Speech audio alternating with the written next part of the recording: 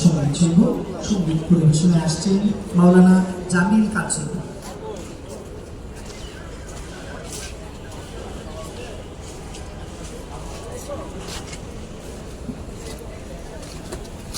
وأحسن منك لم تر قط عيني وأجمل منك لم تلد النساء आने के बारे में अल्लाह सुब्हानहू व तआला इस अनायत और मदद फरमा।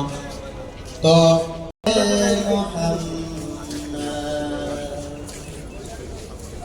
इस्लाम जिंदा हो गया,